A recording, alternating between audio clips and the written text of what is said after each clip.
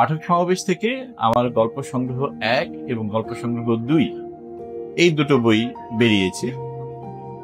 মোট 95টি গল্প এই 2 খণ্ডে আছে এবং এই 2 খণ্ডে যে গল্পগুলো আছে সেখানে আমার গল্প লেখার যে অভিযাত্রা, যে ভ্রমণ, সেটা অনেকখানি চেনা যায়।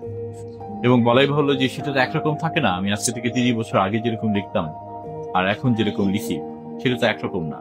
আমি কত কিছু খুঁজে দেখতে চেয়েছি। সবকিছুর একটা সম্মিলন ঘটলো এই 2 খণ্ডের গল্পগুলোতে। আমি মনে করি যে পাঠকরা আমার গল্প সম্বন্ধে জানতে চান কিংবা আমার সম্বন্ধে জানতে চান, এই দুটো বই পড়লে আমার জার্নিটা বুঝতে পারবে। আরেকটি বই বেরোচ্ছে, সেটি প্রবন্ধের বই।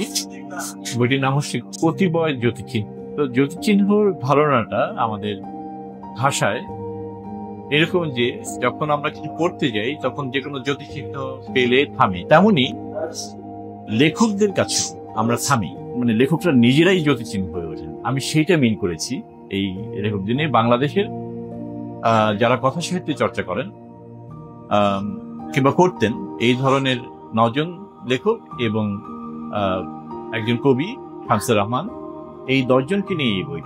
সৈয়দ ওয়ালিউল্লাহ, আবু ইসহাক, সৈয়দ শামসুল হক, হাসান আজিজুল হক, আখতারুজ্জামান ইলিয়াস, মাহমুদুল হক, হুমায়ুন আহমেদ, মনিরুল হাসান সাবির, শহীদুল জুনাইদি, কবি শামসুর রহমান, এই 10 জন।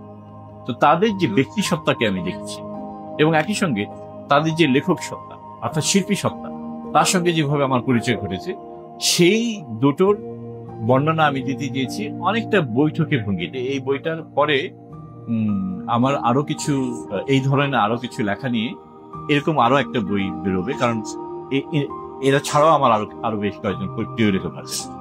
এবং আমি এও মনে করি যে এই বইটি পাঠককে সহায়তা করবে এই লেখকদের ব্যক্তিসত্তা এবং শিল্পী সত্তাকে বোঝার জন্য।